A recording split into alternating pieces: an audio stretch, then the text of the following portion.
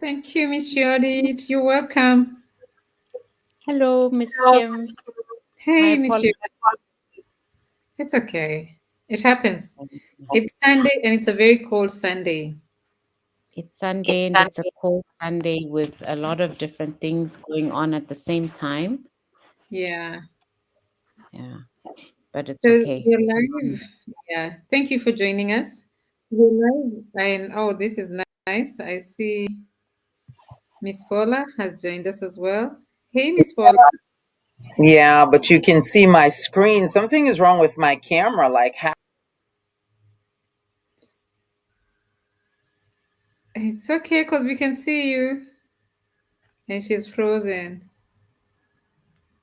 So let's not keep our viewers waiting. We're just going to start. Thank you, Dr. Gladys. Oh, yeah, I can't stay on for the full thing though, but yeah, let me go get my eyeglasses. Okay. It's okay. We appreciate Okay. having you. Thank you for joining. This is a rescue mission, I would call it. And we have our viewers online. So I'm just going to get there and start as we wait. And maybe also, oh, nice. Beautiful to see you. Yeah, a very, very interesting topic. Thank you, our viewers, for your patience with us. That's what happens when tech fails. And yes, I think we had Miss Paula quite excited about this topic, and his as he would as she would say, I suppose her ancestors are saying could be saying otherwise. But let's hope she still managed to join us. Yeah. So, a very, very good cold afternoon, joining you live from Botswana. But I think we say in everything we give thanks. So, this the gift of life for us to embrace and appreciate, and as well for us to be here. A very interesting topic. You can't build what you don't believe you deserve. So, we are going to talk about how you can conquer self doubt before it kills your dream. Before you build your business, the brand, the breakthrough, your education, raising children, everything that we do, you must first believe you're worthy of it. So, in this episode, we're going to dive super deep, have a candid conversation, and just come up with how do we deal with this invisible killer of potential, self doubt? Because I mean, the truth is, we all face self doubt. You can be so talented, you can have all the tools you want, but deep down, you don't believe you deserve success. So there's constant self sabotage that we all do. For every opportunity that comes our way, for every nice encounter, and self doubt can even be when sometimes we don't even believe in our parenting skills. Am I being a very good mom? Am I being a very good sibling, sister, daughter? It could come in so many as phases of our life and spaces in our lives. So I'm joined in by our two beautiful ladies, and I'm just first going to give them the mic to introduce themselves and to just tell us maybe how they have dealt with self doubt, because of course they have faced it, or if they feel they've not faced it, they can still tell us. Over to you, Dr. Gladys. Hi, I'm Dr. Gladys. I'm happy, glad that you're joining us. This is really a great topic. I think that it's one that's not really explored, but I think that is definitely a feeling that many of us have, if not, most. Okay. And, I have to say that I've experienced self doubt. I think that it's a normal, a natural thing, especially when you're trying to pursue something that you've never pursued before, because you're wondering, can I actually do this? And, I think you build through building your confidence and taking small steps. I think that sometimes, it doesn't mean that you totally obliterate self-doubt, but you can reduce it or decrease it, so I've definitely had that experience before. And I think every time I'm exploring something new, I experience that. I think that's almost like a natural part of thinking. It doesn't. And I was wondering at one point when we decided to do this topic, whether there's a connection, to some extent with some people who have low self esteem. And I'm not saying, sometimes you can have low self esteem, and I think that that's also a part of what could lead to self doubt. But I think through incremental steps, when you see that you're making progress, that could remove some of it. Doesn't mean that it will not revisit. Okay, because like I said, when you're exploring different things, I'm sure that that definitely is something that lingers in your mind. So yeah, so I'm looking forward to this topic and love to hear from everyone else. So I'll pass the mic to Miss Yodet. Thank you, Dr. Gladys, and thank you, Miss Kim. Thank you for holding fort whilst we pulled ourselves together. And please accept my apology for not joining you live on camera this afternoon. This is a very interesting subject to me as well, and I agree with Dr. Gladys that I believe it's something that we all experience in life at some point or another. And what I what I feel though is important is when you're experiencing self-doubt, does it paralyze you into um, does it paralyze you? Are you unable to move forward? Or are you still, as much as you're doubting yourself, you're still able to push forward? And you know that expression, fake it till you make it, which is something that I've heard quite a bit in the past few months. But I think for me, that's the big question. Are you able to continue with the doubt that you're feeling, the vulnerability perhaps that you're feeling, or are you unable to move forward? Are you unable to progress in whatever activity it is that you're doing? Because, like Dr. Gladys said, I think it is something that you go through as a mother. When you have those moments where you've made a decision about something to do with your children and you're not quite sure if you've made the right decision for them, but you press on um, because you feel it's the best decision that you can make at the time. Or professionally, I think the example that we've used is if you have an opportunity to take on something that's much bigger than what you'd ever expected, and because you're not sure, you refuse to take it. So the self-doubt kind of hinders your progress. And I believe self-doubt also happens when you've experienced trauma. If you've gone through a traumatic experience in the workplace, in your profession, then definitely, because you feel you're more vulnerable, um, you're unable to make decisions quickly and decisively. I think it does play a huge part. So what I would like to get to in this conversation is, does self-doubt happen? I think we've all agreed that it does. Is what is it that you can do about it so that you can progress, um, take yourself out of it very quickly? And for those of us who've been through traumatic situations, there is a process. It takes a while to regain the confidence that you may have lost. And so I'm hoping that by the end of this conversation, Ms. Kim, we would have thrown out some solutions, maybe from our own experiences, but hopefully from others. I don't know how we can hear them on this platform, to say what is it that you can do when you're experiencing self-doubt so that it doesn't paralyze you. Thank you. Thank you. Thank you. Thank you, Ms. Judith. Thank you, Dr. Gladys. It is indeed a very interesting topic.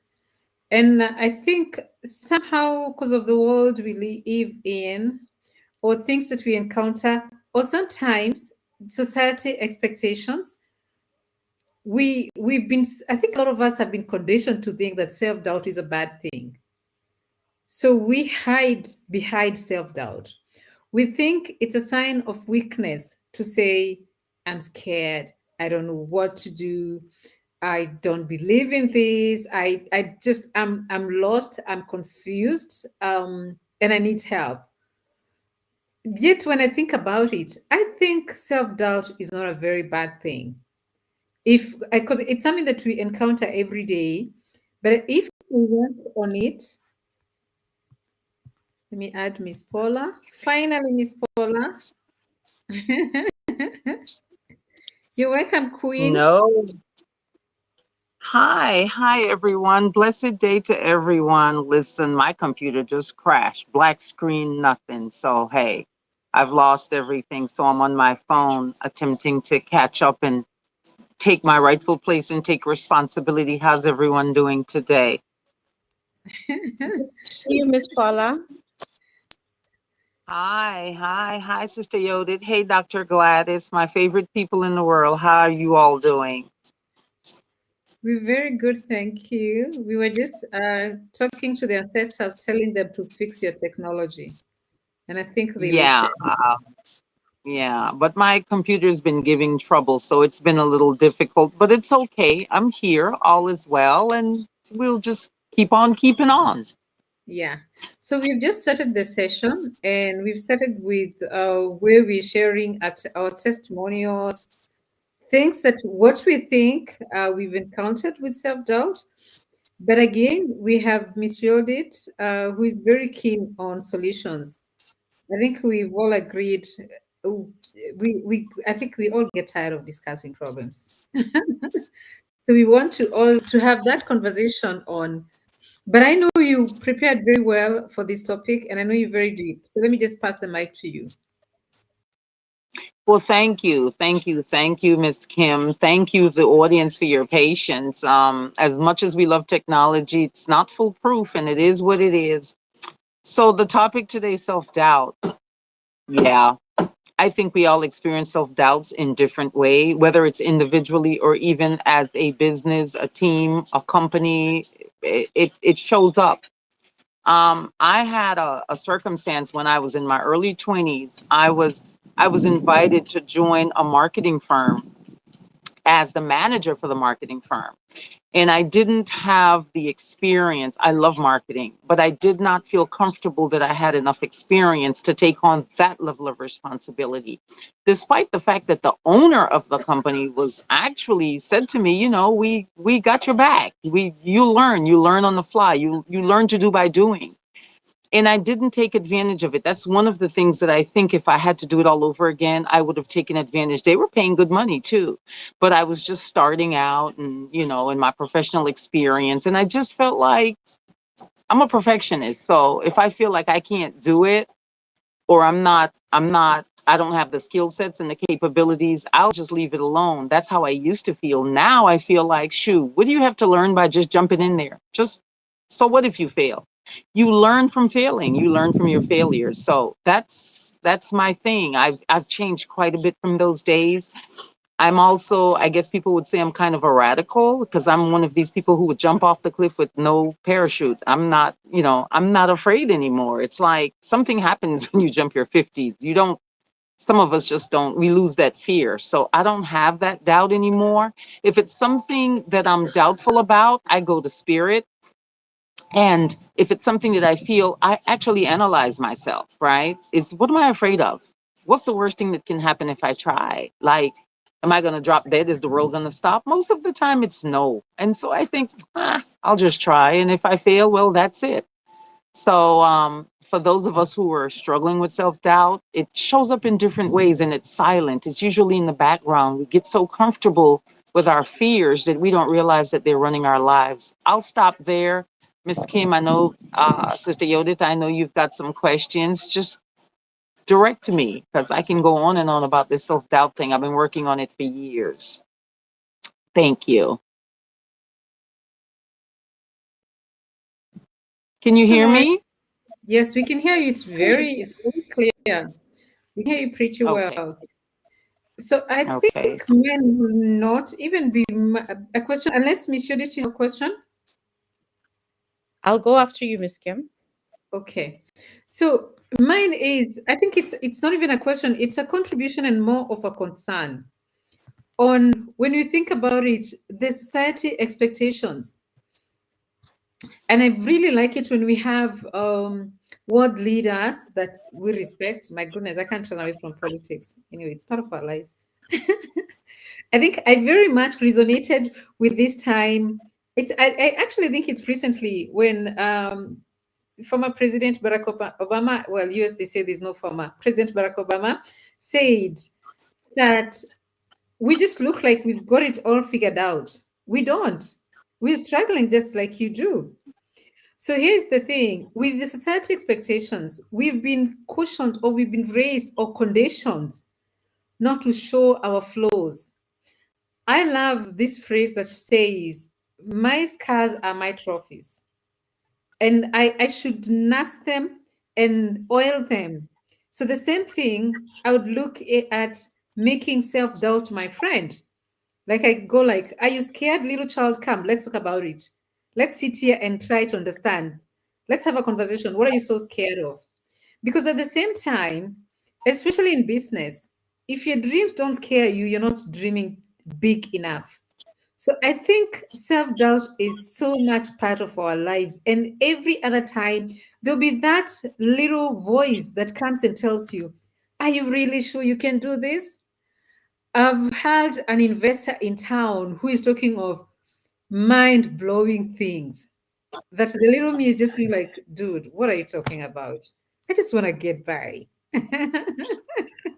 And I had to take hard conversations, including speaking to a lot of you.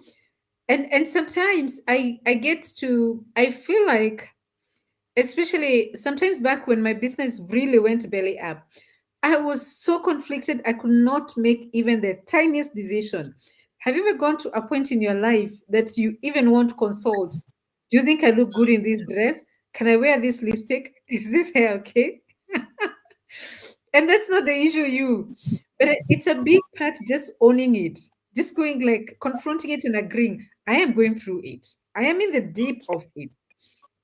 These are the cracks. These are the signs that things are not okay. I am doubting even little things that I never ever needed to consult anyone. And just building your anchors, just working on that system, just making sure that you have that friend you can call on, you have a coach, you have a book, you have this the very anchors we always talk about. What will help me go through this journey? Because it could be in phases. And like you said it, Miss Paula, you actually made me resonate with in my 20s, my 30s, my early 40s. My goodness, you could not tell me there's anything I can't do. I could literally wake up and travel to the end of the world. Nobody I know, no care in the world. And because I'm naturally I'm very adventurous. Now I sit and research, just going to the next city, which speaks to Yeah.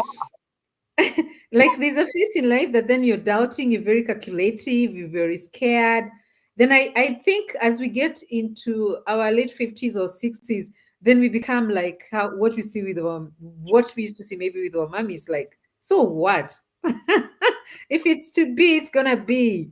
And it's I resonate a lot with like when we get so scared of that the elderly struggle a lot with trauma. I think they're long past that. I think it just bleeds. Aging is bleeds. Like you get to a point of, I've seen it all. What else can I see? Well, Miss Kim, you're right. To a certain extent, some people it's the opposite. Some people become more conservative as they get older, as they mature. It's sort of like, and I agree with you. When you're younger, for most of us, when we're younger, we're much more carefree and, whatever. We're very unafraid of a lot of things. But for some people, as they mature, they become more conservative. I did this, I got hurt. And I think, I don't remember who it was that said it, like, if you have trauma does, it paralyzes you to a certain extent, right? But I also would like us to look at this conversation from the other perspective. For the individuals that are listening to this now and in the future, what is your self doubt? I mean, the first thing is to be honest with yourself, right? Why are you feeling a certain way? Why are you afraid to take the step? Why are you afraid to make that move to get rid of the husband that may not be working for you anymore? You can't stand your children. Be honest with them. You're getting on my nerves. I don't like you much right now. What is it about us that prevents us from being brutally honest and from having the courage to take a step, to make a move? But I'd also like to look at the other side of the coin. The other side of the coin is that doubt is not necessarily all a negative thing. For me, doubt is actually a tool now. If I'm looking to do something, I'm seeking to do something, or I have an idea, I'm really a creative person and I build strategies. And sometimes I think, oh God, I don't know if that's going to work. The minute I start feeling the doubt, I go through a series of things. Why am I feeling this way? What is the universe trying to tell me? And I doubt for me has become a tool for further self exploration, if I may. And I don't know if this happens with other people, but what I'm saying is, for me, it's turned into a weapon, a tool, for self exploration and for exploring why I'm feeling or thinking or being or reacting the way that I'm behaving. So I sort of just want to interject that into the conversation for anyone that's listening. Use doubt as a mechanism for exploring yourself and why, how, and why you're thinking the way that you're thinking, and for what it is you're attempting to do. So I'll stop there because I know Sister Yodit had something to do. Thank you. Thank you, Miss Paula. Thank you, Miss Kim. Based on what you just said, Miss Paula, then I would say use self doubt, because now I'm even wondering, I think we need to be very careful about how we define it, right? Because the way you just described it, self doubt is almost like raising the amber flag. So to say it's not a red flag, it's an amber flag because I need to really think about this. So the decision that you took, Miss Paula, not to take on that job because you are a strategist, and you're not necessarily in the marketing field.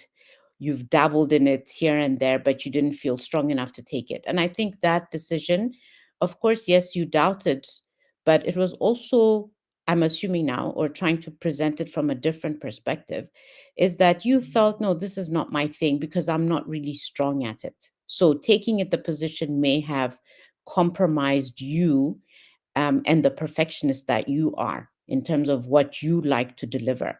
So I think based on the conversations that we've been having, um, up to this point, I would say it's more of raising that amber flag. So to your point, Miss Paula, is to say I need to re-examine this, reflect on it, really think about it, seek advice, etc., before I make a decision. So I go back to the to 2 points that I'd made earlier. The first one being, if the self doubt that you're feeling paralyzes you to an extent that you can't move forward, then it's a problem. It's a negative thing, and it's something that you need to work through. And like you said, Miss Paula, is to identify the source of it. Why is it that I'm feeling this way and feeling it so strongly?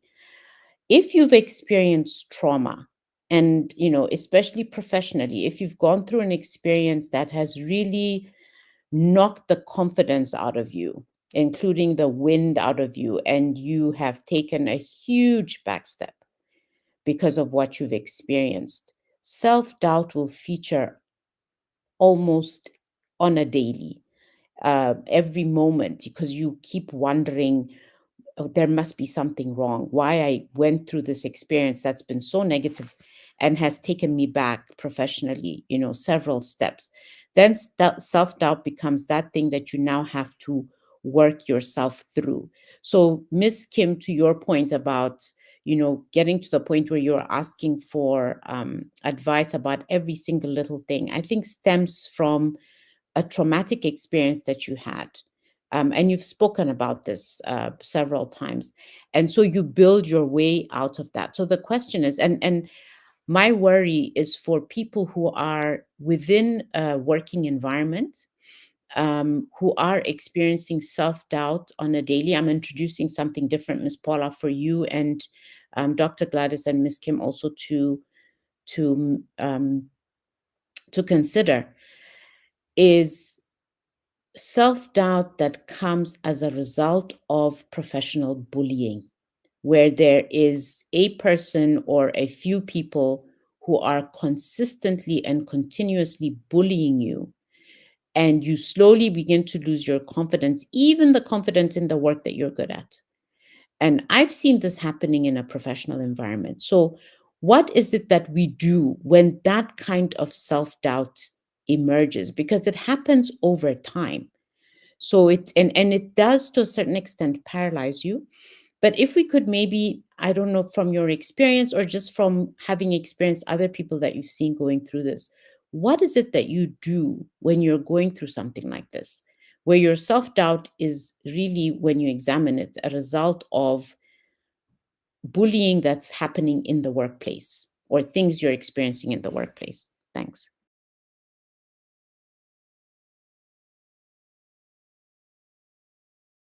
Miss Paula, you're on mute. Can I take a stab at that? Thank you. I can see Dr. Gladys and Ms. Kim have something to add to this, which I'm sure is going to be really, really interesting. But I like stories because I've experienced so much. So I was working at a hospital and I was an executive staff member. And one of the things, I'm so glad you brought this up, Sister Yodit, because when you live in a developed nation, and if you're a melanated person, if you're a person of color, and you're working in an environment where it's predominantly, it's the controlling group, the ruling class that's running things, we get affected by being marginalized, pushed into the corner, looked over, for promotions that we've earned and deserve. I mean, I can go down the list of experiences that we go through in the corporate world when we're dealing inside of systems that we didn't create and wasn't created for us. And when we're treated as if though we're imposters inside of that system, right? No matter how much.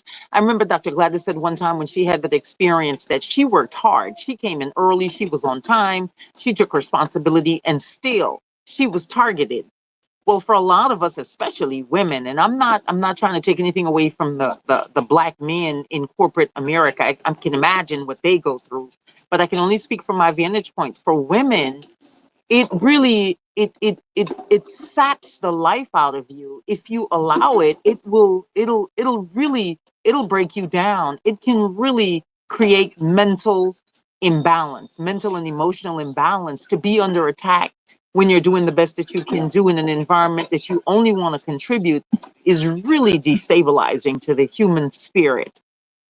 So for me, when this experience happened for me, and I'm a little odd because I'm one of these stubborn, impetuous people. I'm a Capricorn. The more you tell me I can't, and the more you come at me, the more intense I am about not just proving my worth, but standing my ground. I become quite, I'm not going to use that word, but I'm something else when it comes to that. So it's a little different for me. But what I did was I called the attention to it. I called them out. And I tried not to be disrespectful or dishonor who they were. The first thing that I tried to do was to really examine the person or the environment or the system, because some things is not the individual, some things is a culture. Like in a corporate world, it's a corporate culture that you're up against, not just individuals.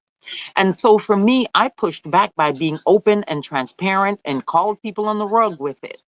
But I had to be committed to going through what most people wouldn't want to do, which is to lose my job, which is to have a pushback that I couldn't handle. But I couldn't live with being treated a certain way and being marginalized and disrespected and being traumatized. So I'm not advising anyone to take my particular position. It's just my character and my personality and how I was raised that does not allow me to just sit back and let things happen, and I'm not going to speak up. I believe that as a carrier of light, I have to bring lights in, even into the spaces, and especially into the spaces of darkness. So I'll stop there, but I hope that answered the question. Thank you, Sister Yoda.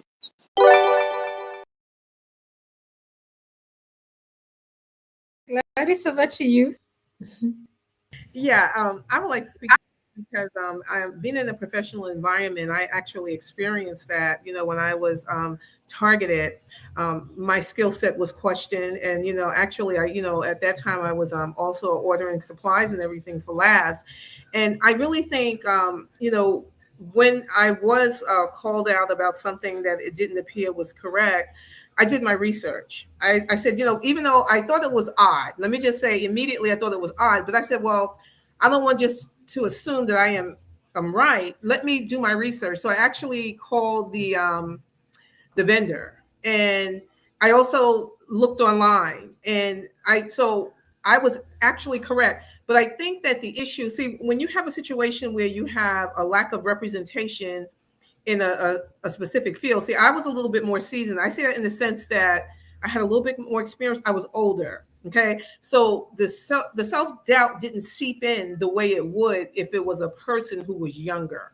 and especially when you're in a field that's where you're not well represented. And I've come across those individuals where they actually left the field because they just were not mature enough to even handle those type of situations. So that's why I said in my situation it was entirely different, because I, even though I was questioned, I immediately thought there was self-doubt. I said, well, maybe I got to, even though I have been doing this for years, somebody's bringing this to my attention. I just didn't want to take it as, oh no, I know I'm right. There was self-doubt, but I did my research.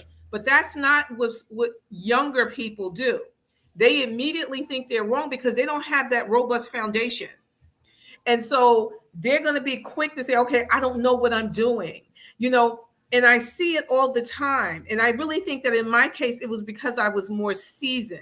And even though I still had that self doubt, though, but I knew to do my research. Whereas a younger person, a lot of times they don't know to do that because they really just don't know.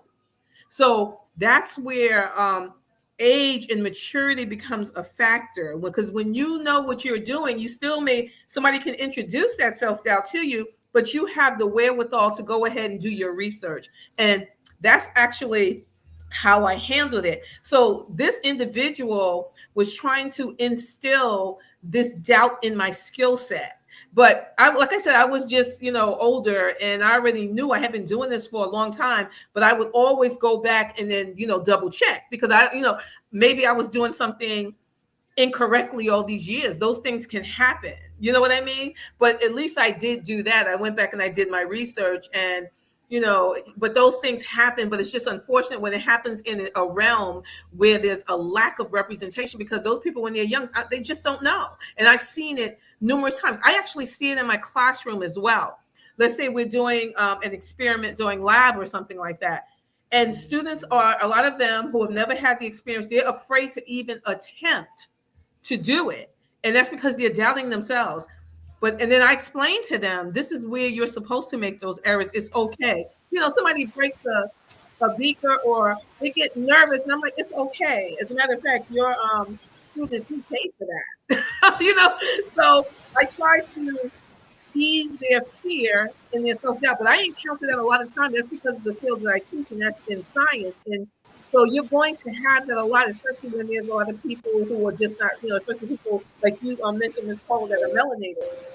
They have that fear. So what I try to do is remove that fear. And then I let them know also, see, when a student don't get it the first time, that's okay. That's what science is about. It's not, they think it's like a microwave. You get it immediately. I like when they don't get it right, because then it gives them an opportunity to figure it out. And then also, it helps with removing that doubt, So yeah, I just wanted to mention that. I experience it all the time. I I'd can like only to add. relate. Mhm. Go ahead, Miss Kim. I'm sorry. No, I wanted to add on. I can only relate when I think about to whom much is given, much is expected. So, especially when you talk about dealing with students, and I go through that. So I'm here trying to inspire them even when I have no inspiration. Because it's the same thing as we parent. At times we just go like, I don't even know what's going to happen next. Things are just horrible. I am not sure if I should keep on telling this child I know she's going to pass, even when I know she won't. I'm personally so scared. I don't know what the future holds. And it can be a lot when yourself you're looking for, you're not sure there's hope. And I think for me, what is very close home is when it's life threatening. Celeste, your place is so noisy. Let me mute you a bit before I get you to come and say hi. So, so here you are. We're in and out talking to doctors, and the doctors are telling me, "You look like somebody who went to school. Are you sure you still want to ask me if your mom will make it?" Like literally, the doctor is telling you, "Grow up. Your mom is going. So just do." And I could not accept. For me, it was like moms don't die, and that's going to make me spoil a laugh because we don't accept death. and even if mom, this particular mom, this is my world, this is my pillar. How can she die? She's larger than life. So there was a moment that it's so you're even trying, you're wondering, and how do I prep her? And how do I prep my children? And how can I be a support system to my siblings when I'm also like so broken? I'm seeing there's no way out. But guess what? What doesn't kill you makes you stronger. Every experience we go through, there's a lesson. And I think the most important thing as we go through the self-doubt is when we come out of that, because we always sound strong, and try to ask ourselves, what did I learn from this experience? What has this taught me? Has it built my muscles? Am I a stronger mom, sibling, leader? Did I go through this because it's still part of my growth? Or did I go through this because I'm incapable? And you try to talk to yourself that I'm not incapable. You upgrade your internal narrative to just those, the mantras, the things that we say to ourselves. When you're thinking, I'm not good enough, when you're reflecting on how could I have handled this in a better way, and you go back to, I'm learning, I'm growing, I deserve to be here. And most important, I'm human and I should allow myself to make mistakes.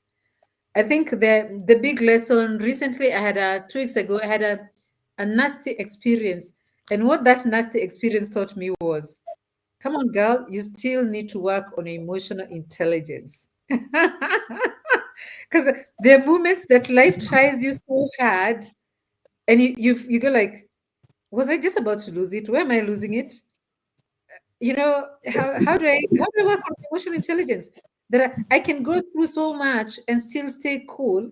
Because when you allow that your emotional intelligence, that you start getting so upset, you kill your creative part, you kill your tenacity. We're human, we need to build on that part of us that can go through fire and we still hold our cool. Sorry, Miss Paula, you're about to say something, and I was about to usher Selassie in, but I think he's struggling with his network. Over to you. No, it's okay. It's okay, Miss Kim. I just wanted to kind of cover the fact that the types of masks that self-doubt wear, how it appears in your life, right? The self-talk that goes on. I'm just being realistic. I could never do that. That's not for me. That's for other people. I'm not good enough for that. Or, why am I doing this? Or, I can't do that. What will people think? How is that going to work? That's the indicators that there's some doubts going on in our lives. And it shows up in different ways. So, on a personal level, it shows up like, struggles with feeling of being unworthy, negative self-talks that we were just speaking about earlier, fear of being too much or just not even being enough, which we've already covered that too. And then the internal script. This is the thing that I think really gets me, because this was one of the areas I really needed to work on when I started to really realize that the world wasn't the problem. I was the problem in my life and I needed to fix that. The internal script. We've mentioned trauma, how trauma shows up, how it writes a script in our lives, and how it runs in the background, and we're not even aware that it's regulating the decisions that we make. So these are some of the areas I think people really need to be examining. What are some of your script that's running in the background of what are some of the things that you tell yourself that you're not even aware you're sabotaging yourself? And then there's on the professional level as well, right? um, Avoiding leadership opportunities. I know so many brilliant people, and I did it when I was younger to avoid a leadership opportunity because I didn't think I was ready. I didn't think I had the skill sets necessary to do so. Downplaying achievements, undervaluing services, and undercharging for our services, Miss Kim, staying invisible instead of standing out. I go through changes when I do certain things, and I say to people, charge them X amount. They're like, oh, I can't do that. It's too much. Why not? You're just as valuable as the next person. What you contribute is just as important. And the last part that I wanted to speak about is in terms of just a solution for that part, if you can find someone, I don't know, a teacher, an educator, someone that you can trust that can become kind of a, what I like to call a quality control manager or partner for your life, that will be honest with you. You tripping. It's not that serious. Or go ahead and do it. You can. You're great. You can do this. And I'll be here. I'm your friend. I'll be here. We can work through this together. So I just wanted to kind of add that to the discussion briefly. Thank you all so much. And I don't know what happened to Selassie. It looks like he's gone. Go ahead, Miss Kim. Thank you, Miss Paula. And that speaks volumes. I'm sure Miss Judith has a question or a contribution. Thank you, Miss Kim. I just wanted to summarize the responses that you all gave um, to the question that I asked, and this was the question I was asking is something that is meant to assist young people who might be listening to us or who will be listening to us, and that was around, what do you do in a professional space when self-doubt creeps in? I appreciate the responses that you've provided. And just to summarize, I think what I got is, you know, eh, if you're dealing with an individual, you need to understand the person better. Take time to, I think the word Miss Paula used was to examine this person and the situation.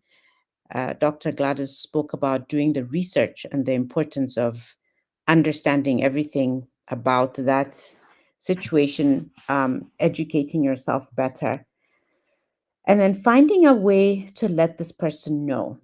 So if it's an individual who's responsible for the self-doubts that's happening and the experiences that you're feeling, is to find a way to let this person know. And I think that's probably the most difficult part of this situation. In a lot of instances, I've come across young people who are not able to let the person know for fear. And Miss Paula, you mentioned that you were willing to lose your job. In the current state that we're in, it's very difficult for people to put their neck out, especially when they're young, if it means they're going to lose their job. But at the same time, I know some young people who probably would, just because of the way they are, very different from some of us who are willing to take a lot of nonsense just because we believe it's important to be resilient. And then I think part of the response as well is finding a community of support. Who is it that you can lean on? And so sometimes confronting somebody it doesn't have to be confrontational. You can actually do it in a very gentle way, in a wise way. And this brings me to I think what everybody on this platform is saying, we're almost on this at the same age group, right? Is that there is a beauty and definitely freedom that comes with age. You are more inclined to speak your mind because you feel you have nothing to lose. But the young people that we are around, a lot of them struggle with that, and that is where I feel we need to support them building the methods that they're going to apply to deal with the self-doubt that comes from an external source. And I'm still on that because I believe we have given them some responses. And Miss Paula, definitely, I know you've provided guidance around some of the things that we need to do, and I think you'll be sharing that. Um, but what we need to address, and I think we've talked about it in other podcasts, is fear, because the self doubts a lot of times is a result of fear. And so, how do we address that fear that comes into our lives, especially when we're working for somebody else? Maybe as entrepreneurs, it's a different kind of fear. And Miss Kim, you'll probably be able to tell us more. I think you've been down the entrepreneurship journey for longer than most of us. But yeah, just wanted to summarize what I've heard so far, and appreciate the feedback that you've provided to the question that I asked. Thank you. Back to you, Miss Kim. Thank you, Miss Judith. And you just triggered something that is making us feel, I don't know if it's global, feeling like scientists need to tell us.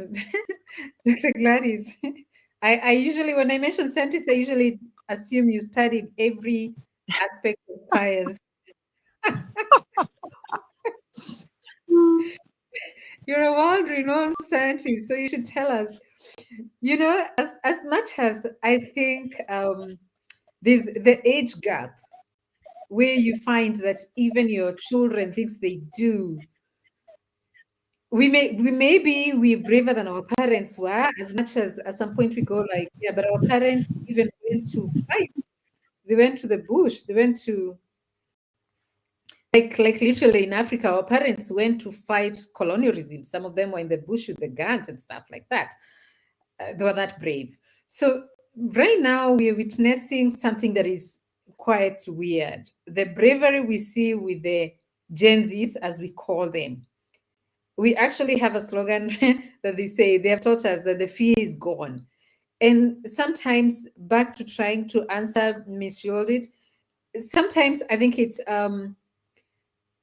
and you might find it with when people go through so much, even as trauma comes and goes, I think two things are likely to happen. You either lose your self esteem, and that's why they say you can only go up, there's no going down. You either now become hopeless, helpless, still saying, I got nothing to lose. I can walk on fire because I've gone through it all. Or and if you become that person, you get that attitude, I think it's much easier for you to surmount through and get through what you've gone through. Little examples like the bravery we see, like the apartheid people in South Africa is my age group. Literally, my age group went through apartheid. Some of them are extremely brave that you can't tell them anything. You've seen the likes of Julius Malema, that his bravery is beyond. He is not just brilliant, but he is very brave. Then we have others that are still stuck in the slums, that are so scared and petrified of life itself. And that could be another form of trauma. So I think getting back to the issue of youth, if we can try as we nurture them, try as much as we can, if we can name the problem, we start getting halfway to treating that problem. So if we can encourage them to just speak out, which makes me go back to building on their soft skills. Can you learn how to express yourself? Can you learn to communicate? Self-doubt is often born in silence, and silence for many young people is rooted in fear. So when you can't speak about it, I see, like, for myself, I think because I'm very outspoken, that brings healing to me quicker. Because I'll speak to the tree if there's no one for me to speak to. Even if the tree will not respond back, that could be part of how I heal. I look for solutions, but not everybody knows how to do that. So that could be one way of getting some support. The traditional way we grew up with our grannies, who we spoke to often, those were our greatest mentors. Now the system is a bit messed up. I see some children who will tell me they've no granny, they have no support system, they got no one to talk to. So sometimes you find we are broken parents raising broken children, and the cycle continues and continues. But if we can try to have more conversations with them, try to build systems, show them the way that you're not alone. Speak to someone. Let's sit here. Like let's see how can we navigate life. What solutions do we have within us? Just the same, building systems within our spaces. And of course, very important to avoid toxic spaces. And toxic spaces could even be alcohol, anything that just wouldn't make you think straight, toxic relationships, toxic friends. We could start building or getting somewhere in healing. Thank you. Over to you, ladies. I'm sure you have some wisdom to add. Sorry, Miss Paula. Sorry, you're on Hello. mute. Yes, we can hear you. I'd like to add something. One of the things that I think is important for our young people to understand is what self doubt costs them, because there's a real cost that's associated with self doubt. And the personal cost can run the gamut, right? Like missed opportunities for growth and connection, persistent lack of fulfillment and purpose, creative stagnation and diminished joy, depression, mental unbalance, mental emotional unbalance, unhealthy relationships. Because when you're young, if you don't understand and can't identify the challenge, it's difficult to seek solutions. On the professional level, some of the challenges can include loss of clients, unrealized partnerships, business growth that plateau or declines. You're not getting any raises, you're not getting promotions, you're burnt out, you're constantly overcompensating and become a doormat for people at the job or even in your life. All of these things are important. But when you begin to understand really seriously the value of what you're losing when you don't seek courage or build your courage to speak up, to ask for help, to take the time to really understand, then you grow up finding yourself really unhappy. So I think understanding what you're losing with the concept of self doubt in your life, it's not all bad. But if you can identify what it is upfront in any situation and then make an informed decision about whether, okay, I'm feeling some doubt about this, and then you do that self analysis and that self awareness that we discuss, or you realize that that self doubt is such that it's really impacting the quality of life that you want for yourself. So I think understanding the trial and tribulation is equally as important as finding some particular remedies for alleviating the self doubt. I have a friend, her and I are really close, and that's someone that I trust. I would trust her with my life. So I can go to her and be honest, and she can come to me and be honest. And it's funny because we have this one saying, she'll pick up the phone and call me and say, I got a new client and I don't know what I'm doing.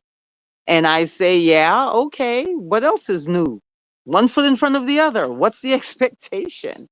But we can be honest with each other. So that's what young people need as well. Join a community like the Happiness Tribe. We may not be young people, but there's wisdom here and there's guidance. Join a family, join a community of people that really are doing things that you would like to be aligned with, you can learn from, you can grow, and you can work on some of your own personal issues. So there's opportunities. Self-doubt is really an opportunity for self-growth. Thank you.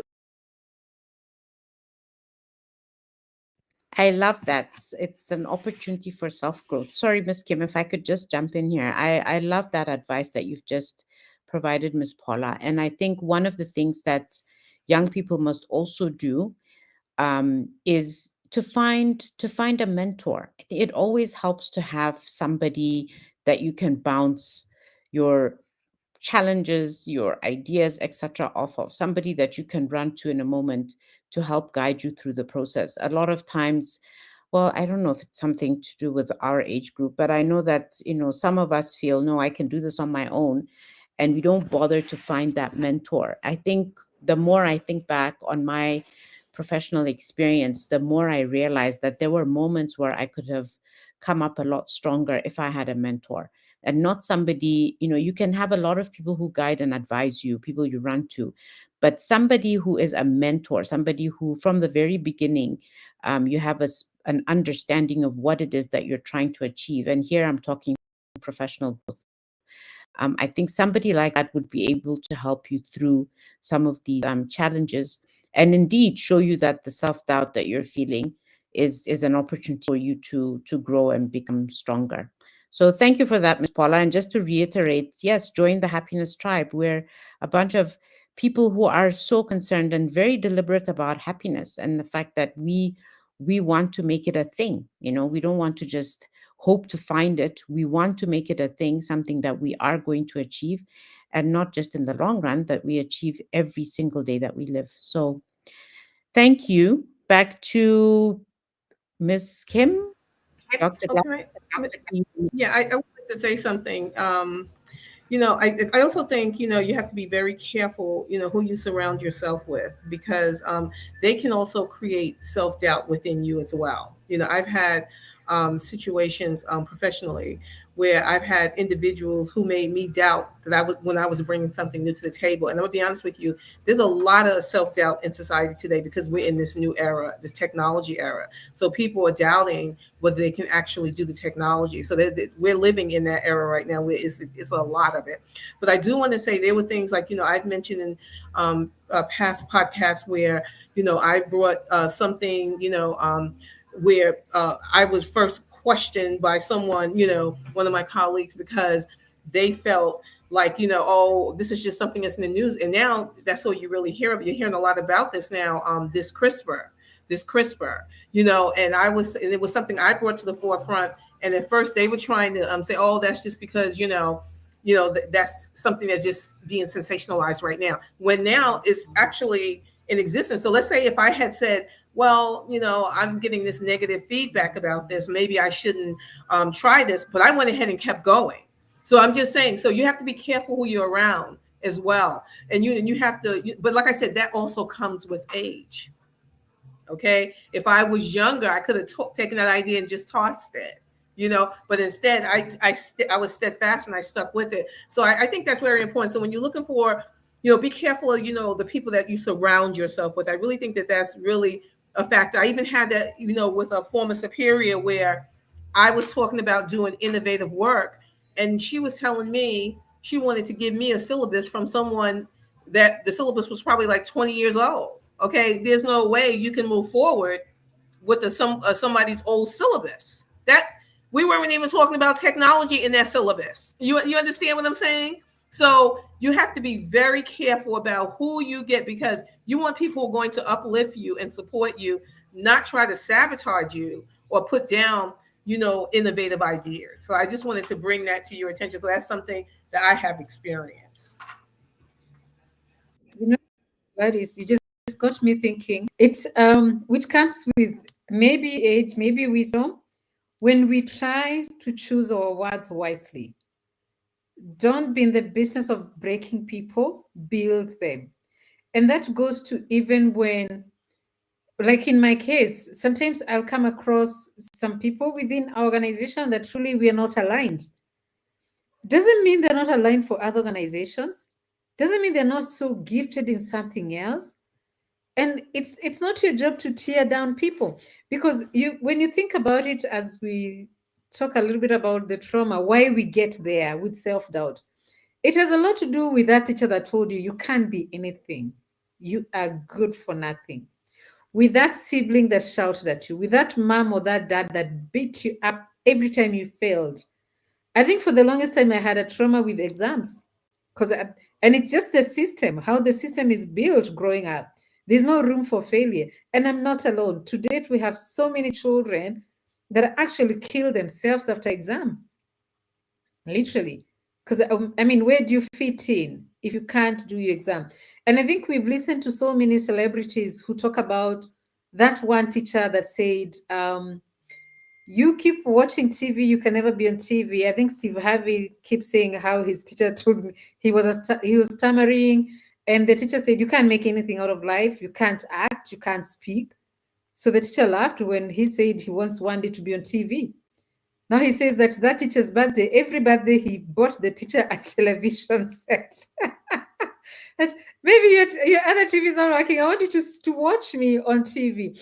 And we take those things lightly, but truly they can dim your light. So if we can be, because I mean, I'm sure there are people who that can really make you shrink. And to date, like when sometimes I'm also feeling like, did I do well in that podcast? Then the next podcast, this Dr. Gladys telling me, I love your voice. You speak so well. And I'm being like, dude.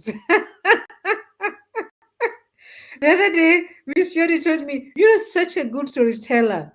You don't know how you said me. I actually went like, I am going to learn to be the best storyteller ever. When I'm filled with a project that I'm being like, can I really do this? I will call Miss Paula and she will shout from the mountaintop. She'll tell me, can you tell them to do this and that? Here's the letter. Can you give them this? And they have to send it. And and there is my motivation. So we really need to learn, how do we speak to others? how do we carry on motivating others? Because I think from the top to the bottom, Oprah says that every person comes down the stage from speaking engagement asking, how did I do? I wonder if Mandela asked himself that, because if you ask me, he was the world best speaker. But maybe if he could come here and tell us, so many times he told his inner circle, I goofed. I think I spoke rubbish. I don't know what people are saying about me. Delete that clip, edit it.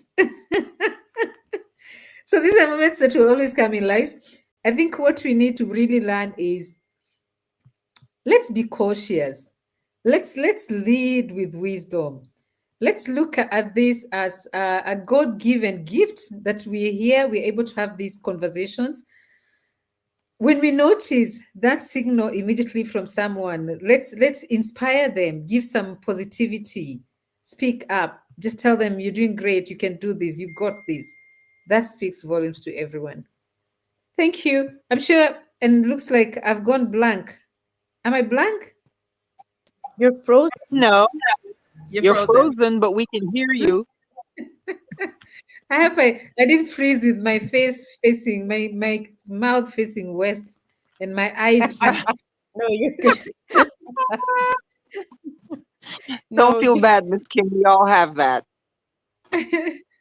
Okay. Anybody wants to throw some inspiration as we close this session? Yes, I'd like to speak about the antidote, that radical self awareness that I'm speaking about, that we've been alluding to throughout the first part of this conversation. What are some of the things that we can do, you as an individual, me as an individual, can do when we are really examining ourselves in order to better understand what it is that's driving how we're feeling or how we're thinking, or even our reactions to things, whether it's in a personal life or it's in our professional lives. So the first recommendation here that we'd like to give is do that what we call mirror work. And so what is mirror work? It is looking yourself in the mirror daily and say, I am enough. I Hmm. am capable. I belong here. And scientists say that when you first start doing this, you're going to feel resistance. You're going to feel like a phony when you're telling yourself this. Well, what does that mean? It means that you honestly don't believe any of it. But if you continue to do it daily for at least 2 weeks, that whole resistance is going to be reduced and it's going to begin to change, right? So, the second thing that we can really engage in is that self inventory exercise, like I alluded to earlier. Reflect deeply on your skills, your accomplishments, and your passions. Build evidence against your self doubt. In other words, what is your talent? What are some of the things that you do well? Self doubt is usually based on I'm not good enough, but that's a lie. That's really not true. There's no one in this world that's not good enough because Creator doesn't create any trash. Everything that God creates is perfect in its own divine order. So these self talks really, this self examination, the self inventory, that builds your awareness and your consciousness. The third part to this is the success journaling. I everyone doesn't like to write, but now you don't even have to. You can actually tape it on your phone, do a short video for yourself and look at them, share them with yourself. Like, do them, pile them up, and when you start feeling like that again, go review those recordings. Review what you're thinking and what you're saying from a perspective of someone, not of judgment, but how can I do better? How can I do this differently or do this better? So those three things are important to build your self-awareness: your mirror work, your personal inventory, right? Your self-inventory, and journaling, if you like journaling. Those are the three pieces. Those are three tools that you can begin to utilize to become aware of your thinking and to identify your self doubt, the reasons behind it, what's pushing it, and how best to move forward. Thank you.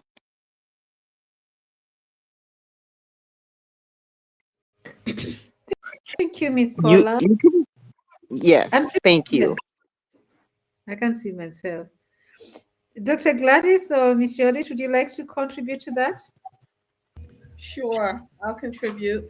Well, what I would like to say, what Miss Paula was saying, about, definitely about affirmations. One thing about the affirmations, there's something called neuroplasty where you can rewire your brain. So if you have this feeling of self doubt, you can actually rewire pathways to your brain. One thing about it though, you have to be specific. So you want to you have to say exactly what your expectation is. So that's one thing. And another thing is you have to be consistent. Okay, so you can't be, 1 week I do, one day and then you skip a week or so. You need to be consistent so it becomes a habit. And then you also want to say them out, those affirmations out loud, or even like Miss Paula said, write them down. Okay, so that helps with rewiring as well. And then the best thing is also to pair them with an action. Okay, affirmations, they work best when they're matched with behavior that's going to actually support that belief. So that's what I would like to contribute.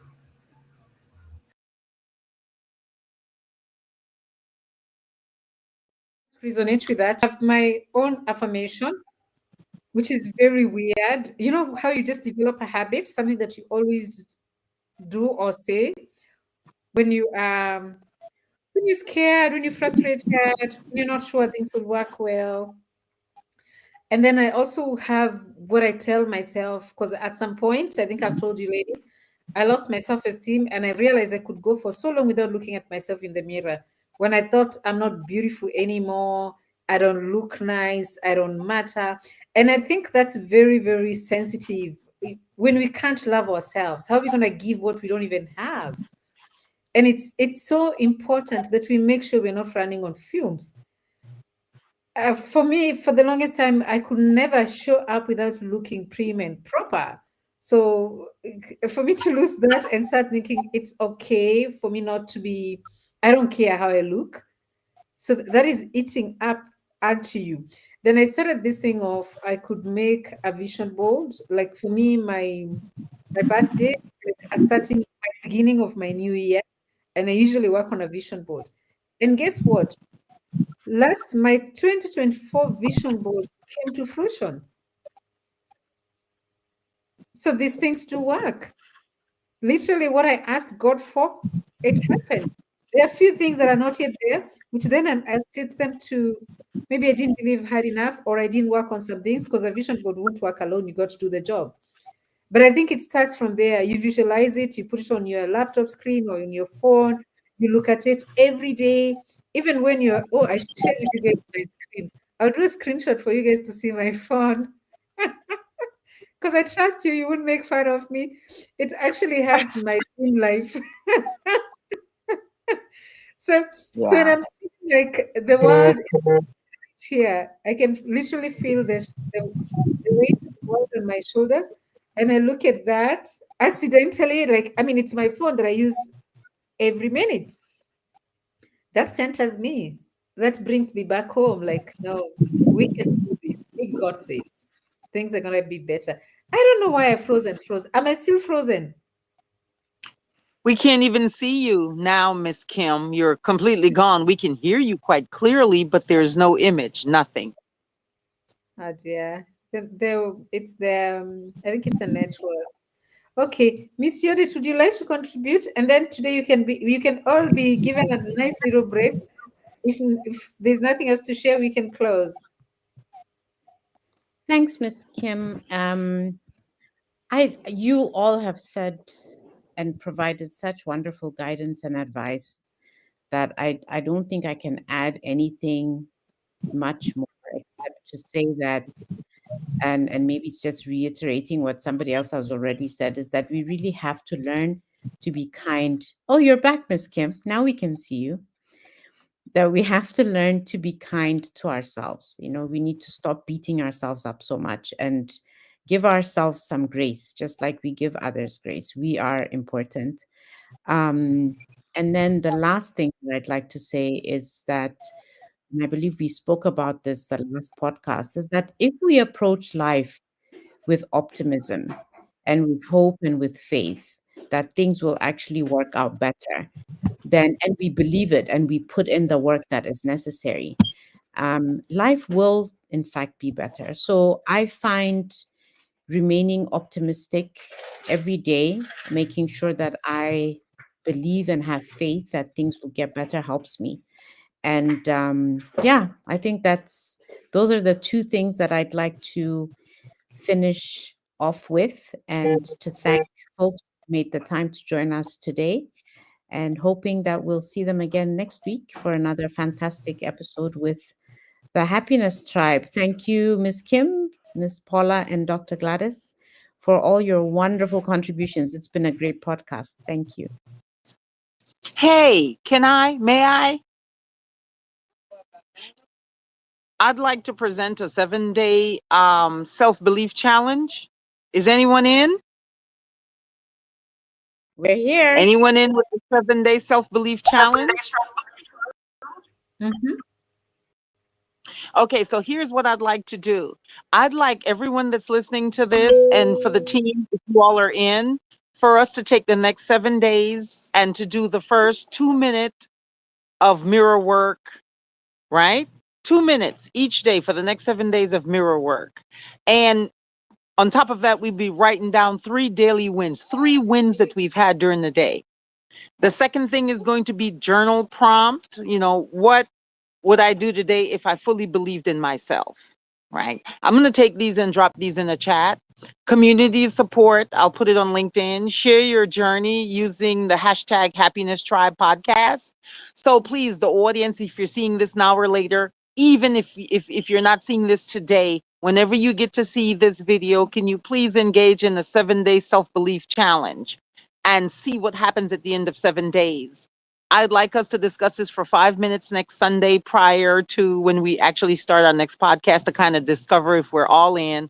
I'm going to share what happens for the next 7 days for my 7-day self-belief challenge. Um, that's it pretty much, right? So if anyone that's interested, just put it in the chat, put it in our LinkedIn page. Let us know how that 7-day self-belief challenge is going. Let's see if you can reprogram your brain, that neuroplasticity that Dr. Gladys was speaking about, if we can do it in 7 days. I'd like to see what happens at the end of that 7 days. And I'd like to hear your stories. So please share your stories with us, upload them, let us know how it's going. And if you have questions, upload the questions, and we'll respond. We'll find out what's going on. That's all I have for today, ladies. That's like we should do that and then the next Sunday podcast, right? Yes, ma'am. I'd like us to take the first 5 or 10 minutes just to kind of briefly go over what our experiences are for the 7 days. What happens at the end of the 7 days, right? What do you notice happen during that 7-day period? Especially with the wins. Do your wins increase? Do you feel much better and much more authentic when you say it by the end of 7 days, when you do the mirror work? Or do you still feel like an imposter and a fake? Because, you know, a lot of us are not, we're not our total selves. So the idea here is for us to unearth who we truly are and be comfortable. So, Miss Paula, this is a huge assignment you're giving us. And you've not mentioned any motivation, some giveaway. You can say you're going to give us a free book, the new book for the Happiness Tribe, or you speak nicely Well, to Dr. Gladys, we get a set of beneath things. Oh, yeah. Dr. Gladys has hit it what, again.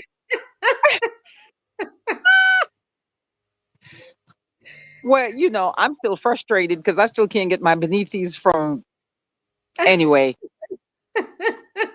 But I'm still mad. I'm not saying anything, but I'm really upset. But this is one of those circumstances I can't do anything about. So I have to play nice with the people that I really don't want to play nice with. But that's a conversation for another time. Yes. But we do have a workbook, though. We have a workbook for the next 10-day series that we would like to offer to anyone who would like to kind of work with us and work with themselves and practice so we can see where we'll be at the end of this program. So we have 10 days. These next 10 podcasts are 10 series, a series of 10, and we have a workbook for that. And we'd love to share that workbook. Just email us at the Happiness Tribe. Miss Kim, can you please give them our email?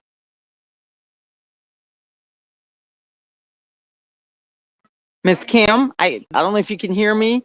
Can you give them our Yes, email? yes, ma'am. I'll put it on the comment section, and I'll also we are live on YouTube and on LinkedIn, so I'll post on both. Okay, most excellent. Reach out to us. Let us know how your transformation work is going. Invite us in. We would love to partner with you with this growth process. So let us know. And as we develop, we have a book coming out, and we've mentioned this before. We're almost there, family, and so we can begin to share that book as well.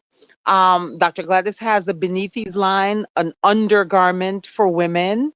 It's wonderful. I don't want to get into that because I get mad every time I think about it, because Miss Kim has gotten hers. Sister Yoda probably got hers. Mine was sent first. I still haven't gotten it. It has nothing to do with Dr. Gladys. It's where I'm living with these people. So, hey, but yes, we would invite, please, let us know how your transformation is going. Let us know about your challenges and your wins. Share your wins with us. Post it on the Happiness Tribe on LinkedIn. We would love to hear that. And even on YouTube as well. So I'm that's it for me today.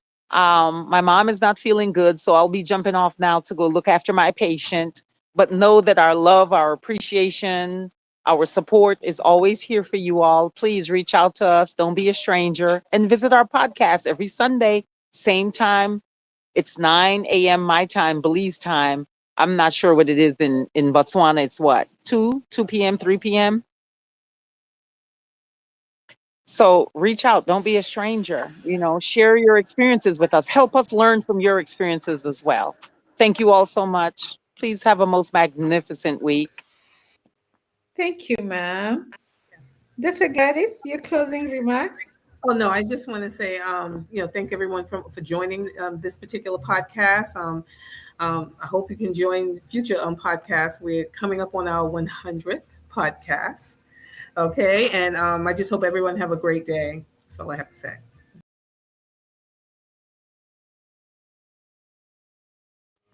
Um, I was about to say Dr. Yodit. Was she gonna scream?